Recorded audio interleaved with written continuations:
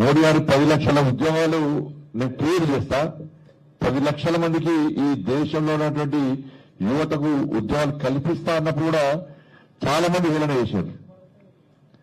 కానీ ఈ రోజు కూడా వాటిని పట్టించుకోకుండా నిర్విరామంగా నిర్విఘ్నంగా ఎలాంటి ఆరోపణ లేకుండా, ఎలాంటి అవినీతి ఆరోపణ లేకుండా, ఎలాంటి మధ్య దళారీ వ్యవస్థ లేకుండా, పైరవీలు లేకుండా 19th రోజ్గార్ మేళా ఈ రోజు నిర్వహించుకుంటామంటే ఇది నరేంద్ర మోడీ గారి యొక్క కమిట్మెంట్ అయితే ఒకసారి మనం అర్థం చేసుకోవాలి. ఇప్పటి వరకు దాదాపు 12 లక్షల మందికి ఈ దేశంలో ఉద్యోగాలు సృష్టించి ఇవాళ ఖాళీలు పూర్తి చేసే ప్రయత్నం చేసి 12 లక్షల మందికి ఉద్యోగాలు కల్పించామంటే, ప్రభుత్వ ఉద్యోగాలు కేంద్ర ప్రభుత్వ ఉద్యోగాలు కల్పించామంటే వారి గొప్పతనాన్ని మనం గుర్తించాల్సిన అవసరం ఉంది. ఇవాళ ఈ రోజే 40 దేశవ్యాప్తంగా 47 ప్రాంతాల్లో దాదాపు 51,000 మందికి ఈరోజు ఉత్తర్వులు ఇస్తున్నాం, మనం నియామక ఉత్తర్వులు ఇస్తున్నాం. మనం ఇవాళ ఈ గుంతకల్లోనే ఇది 3వ రోజ్గార్ మేళా. నేను కూడా దేశవ్యాప్తంగా అనేక ప్రాంతాల్లో ఈ 19 రోజ్గార్ మేళలో దేశవ్యాప్తంగా అనేక ప్రాంతాల్లో అనేక సార్లు తిరగడం జరిగింది. చాలా సందర్భాల్లో ఈ నియామబత్తాలు తీసుకున్నట్టు ఆ యువత అడుగుతా ఉంటాను, మీ నాన్నగారు ఏం చేస్తారు, మీకు ఇది అభిప్రాయం ఎట్లేదు సార్? చాలా సంతోషం సార్, మా నాన్న కష్టపడి చేసింది సార్, మా నాన్న లేబర్ పని చేస్తారు సార్, మా నాన్న ఉద్యోగం చేస్తారు సార్, చిన్న చిన్న పని చేస్తారు సార్, నేను ఉద్యోగం వస్తాననుకోలేదు సార్, మళ్ళీ మధ్య దళారిని ఎవరు అనుకోవాలి సార్, పైరవ్ చేయాలనుకున్నారు సార్, నాకు ఎవరు తెలియదు సార్, నాకు రూట్ లేదు సార్, ఎగ్జామ్ రాస్తా సార్, అటెండ్ అయినా సార్, నేను ఇంట్లో కూర్చున్నా, నాకు ఉత్తర్వులు వచ్చిన తర్వాత నాకు ఆశ్చర్యం వచ్చింది, నాకు గొప్ప అనిపించింది. నా తల్లిదండ్రులు నన్ను ఏదో చేయాలి, ఉద్యోగం చేయాలనుకున్నారు, నా కుటుంబాన్ని పోషించాలనుకున్నా, నా తల్లిదండ్రులు కష్టపడి నన్ను ఏదో చదివించాలనుకున్నారు, ఇంత తిండి లేకుండా తిప్పల పడి కూడా ఈరోజు కూలీనాలు చేసి నాకు శిక్షణ ఇప్పించారు. ఇటువంటి పరిస్థితుల్లో ఉద్యోగం సాధిస్తానా అనే అయోమయంలో ఉన్నటువంటి తరుణంలో నరేంద్ర మోడీ గారి యొక్క రోజ్గార్ మేళా ద్వారా నాకు ఉద్యోగం రావడం నిజంగా నా తల్లిదండ్రులు కలను నేను నెరవేర్చామని ఆయన చెప్పి నాకు చాలా సంతోషం ఉంది సార్ అని చెప్పి చాలా మంది చెప్తా ఉంటారు. వాళ్ళ పేరెంట్స్ చూస్తుంటే వాళ్ళకి బట్టలు ఉండేవి, కింద కాళ్ళకి చెప్పులుండేవి, కానీ నా కొడుకు నా కూతురు వల్ల కేంద్ర ప్రభుత్వం సెంట్రల్ గవర్నమెంట్ జాబు సాధించిందని చెప్పి ఒక సంతోషం వాళ్ళ ముఖాలకు కనిపిస్తూ ఉంటుంది. దీనికోసమే మోడీ గారి వల్ల ఈ కార్యక్రమం చెప్పండి. మీరు చూడండి, గతంలో ఏ ప్రభుత్వం కూడా అయితే లీకేజీలు, అయితే పైరవీలు, అయితే అవినీతి అక్రమాలు, దళారీ వ్యవస్థ లేకుండా ఎక్కడ ఉద్యోగాలు ఇచ్చేటువంటి పరిస్థితి లేదు గత ప్రభుత్వాలు.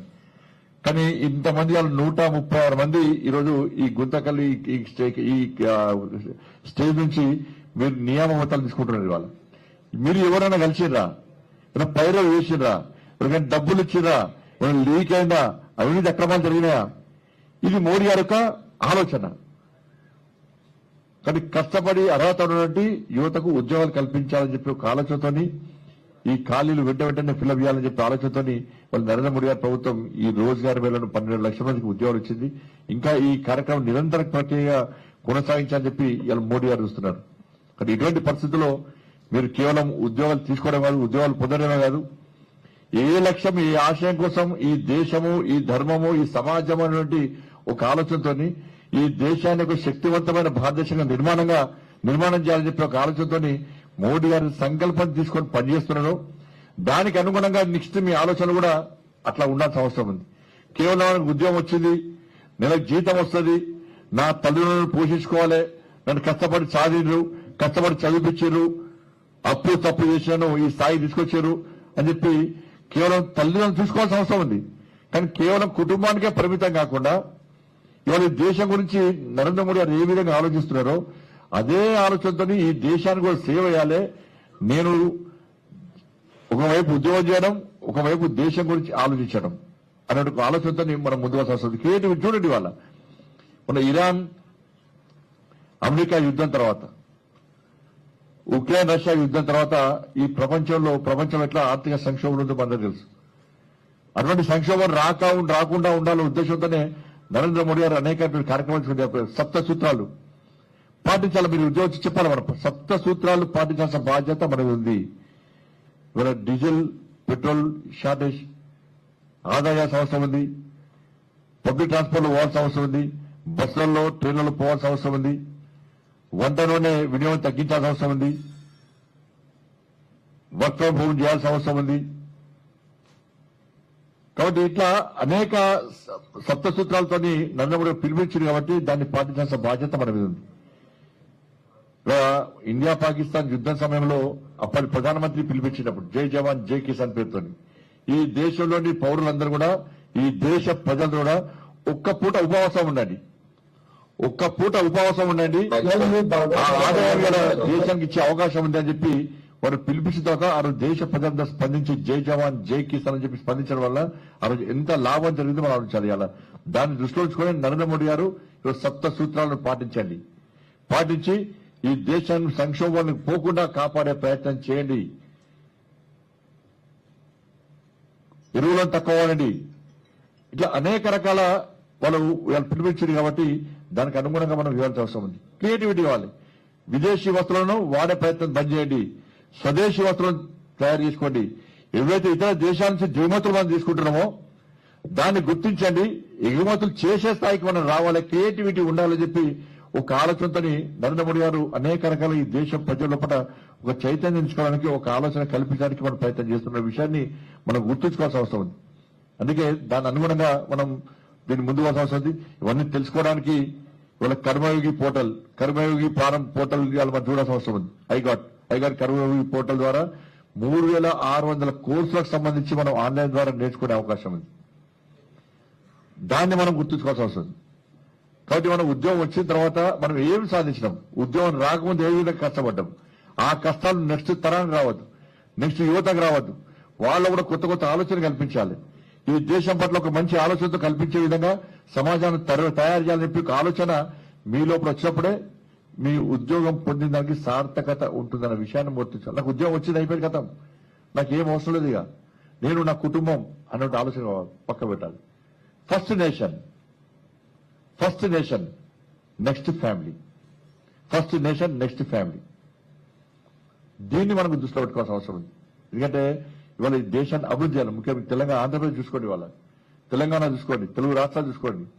12 సంవత్సరాల్లో తెలంగాణ రాష్ట్రానికి 12 లక్షల కోట్ల రూపాయల నిధులు కేటాయించిన ప్రభుత్వం నరేంద్ర మోడీ ప్రభుత్వం అభివృద్ధి కోసం తెలంగాణ రాష్ట్రానికి. ఇవాళ ఆంధ్రప్రదేశ్ చూసుకోండి, ఇవాళ ఆంధ్రప్రదేశ్ కేవలం 2 సంవత్సరాలు 3 లక్షల కోట్ల విలువ చేసేటువంటి అభివృద్ధి ఫలను ఈ ఆంధ్రప్రదేశ్ రాష్ట్రానికి నరేంద్ర మోడీ ప్రభుత్వం, ఎన్డీఏ ప్రభుత్వం కేటాయించిన విషయం ఉంటుంది. అంతేందుకు మీ కర్నూలు సభలోనే 13,300 కోట్ల రూపాయల నిధులను కేటాయించిన నరేంద్ర మోడీ ప్రభుత్వం. ఆంధ్రప్రదేశ్ రాజధానికి 58,000 కోట్ల రూపాయలు ఇలా ఆర్థికంగా సహాయం చేస్తున్న ప్రభుత్వం నరేంద్ర మోడీ ప్రభుత్వం. దేశం ఇవాళ సౌత్ లో ఎక్కువ నిధులు తీసుకొచ్చి ఎక్కువ అభివృద్ధి చెందుతున్న రాష్ట్రం ఏదైనా ఉంది అంటే అది కేవలం ఆంధ్రప్రదేశ్ రాష్ట్రం అనే విషయాన్ని మనం గుర్తుంచుకోవాలి.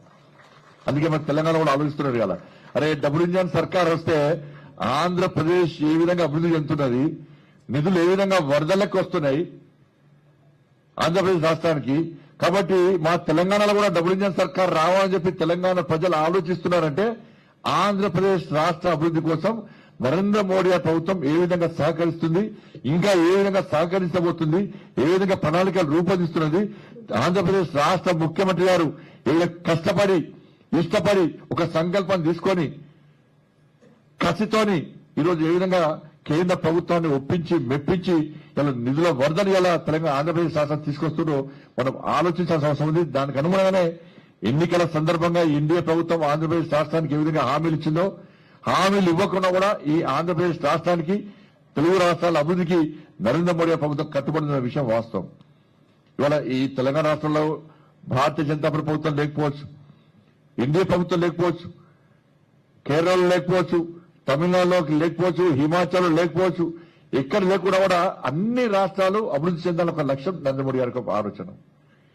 అన్ని రాష్ట్రాలు అభివృద్ధి చెందనే ఈ దేశం శక్తివంతమైన భారతదేశంగా నిర్మాణం అవుతుందని ఒక ఆలోచన తప్ప ఈ రాష్ట్రంలో ప్రభుత్వం ఉంది ఇక్కడనే ఎక్కువ నిధులు ఇవ్వాలి, ఈ రాష్ట్రంలో మన ప్రభుత్వం లేదు ఇక్కడ నిధులు ఇవ్వద్దని చెప్పి ఆలోచన కాదు. ఇవాళ ఉద్యోగాలు ఇస్తున్నాం, ఇవాళ తెలంగాణ రాష్ట్రంలో కూడా ఉద్యోగాలు ఇస్తున్నాం, హిమాచల్ కూడా ఉద్యోగాలు ఇస్తున్నాం, తమిళనాడులో కూడా ఉద్యోగాలు ఇస్తున్నాం, తమిళనాడు పౌరులు కూడా ఉద్యోగాలు ఇస్తున్నాం, కేరళలో పౌరులు కూడా ఉద్యోగాలు ఇస్తున్నాం. కేవలం భారతీయ జనతా పార్టీ ఎన్డీఏ ప్రభుత్వంలో రాష్ట్రంలో యువతకు మాత్రమే ఉద్యోగాలు ఇవ్వాలని చెప్పి ఆలోచన మోడీ ప్రభుత్వం లేదు. అన్ని రాష్ట్రాలు ఒకటే, ఈ దేశం ఒకటే, ఈ దేశం నాది, ఈ దేశం కోసం పనిచేయాలి, ఈ దేశ అభివృద్ధి కోసం పనిచేయాలి, ప్రపంచంలో భారతదేశాన్ని అగ్రగామంగా నిలిచాలని చెప్పి ఒక లక్ష్యం 2047 వికసిత్ భారత్ లక్ష్యంగా మనం ముందుకు పోతున్నాం. దానికి అనేక రకాల ప్రణాళికలు రూపొందిస్తున్నాం.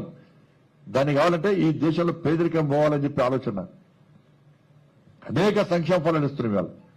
ఇలా 3 కోట్ల మందికి ప్రధానమంత్రి ఆవాస్ యోజన కింద ఇండ్లు ఇచ్చి 4 కోట్ల మందికి ప్రధానమంత్రి ఆవాస్ యోజన కింద ఇండ్లు నిర్మించాలని ప్రయత్నం చేస్తున్నాం. 80 కోట్ల మందికి గరీబ్ కళ్యాణ్ అన్న యోజన కింద నిలుస్తున్నాం. 12 కోట్ల మందికి టాయిలెట్స్ కట్టించినాం.